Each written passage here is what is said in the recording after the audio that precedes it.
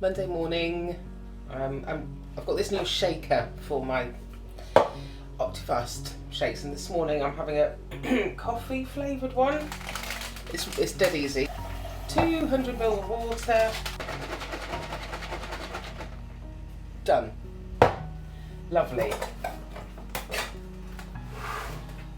Hoping for really good results this week. I think I'm going to increase the amount of water that I'm drinking. I mean, I've already been drinking quite a lot, but I'm going to increase that and see if that helps.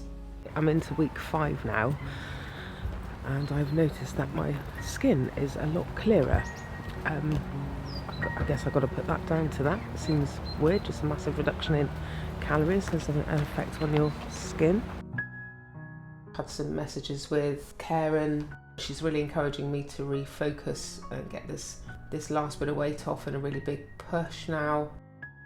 And then just a nice sort of encouraging message to say she'll be checking in again after the weekend to see this week's weight loss.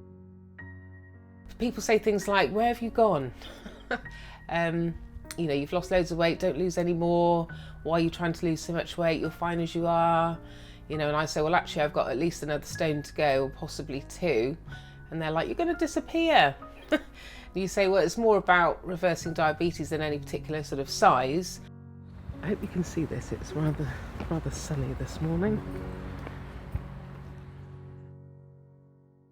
This is a photo from May the 19th, 2001. We kind of had 2 weddings. And in that photo, I would have been getting close to 15 stone, I think. Today, we're going to lay it all out on a board, and you know, John's going to put his input into this as well, and we're going to have a really good think about best way to move forward.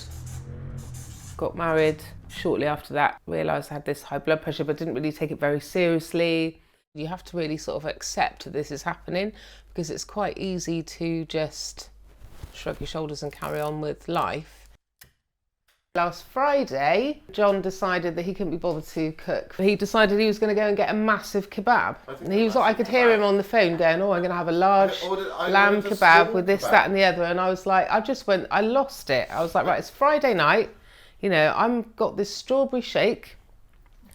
You're buying this kebab that's going to stink the house out, you know, whereas you could just cook something like, I want you to cook something healthy for the children as well. You know, I want you to have that mindset, right, you know, I'm going to cook something nice rather than like, oh, I'm just going to phone up the chip shop. The boys to football training, so when I came back, it was a bit late to cook.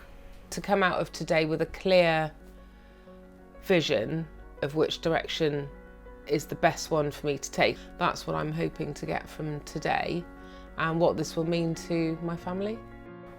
Once you've had type 2 diagnosis, you have a HbA1c test twice a year. To be honest, it's just crept up and up and up.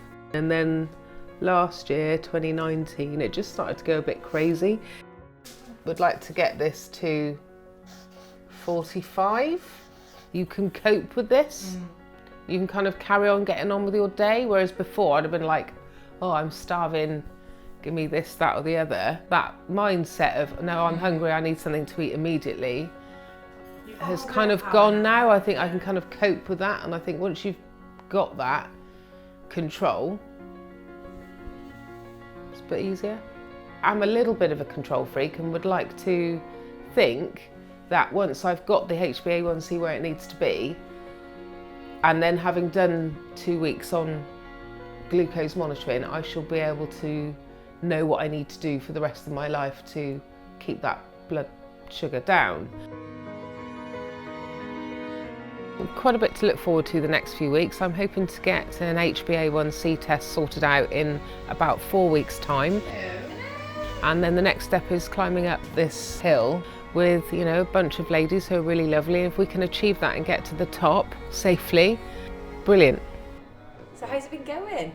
Yeah, all right. Seems like it's gone quick and it's been slow at the same time, if that makes sense. Yeah, it's. Did you feel hungry though? So 800 calories, that's really First few weeks were really, really tough, and then it just gets easier. When I started this diet, I was 14 stone 6. Right.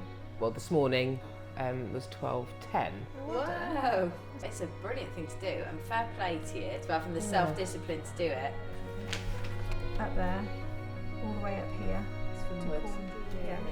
So we're debating which way to get up this hill. Okay, so that's what you're getting. And this is suitable Getting for 3 normal peaks. people. This is like, If you take your time, yeah.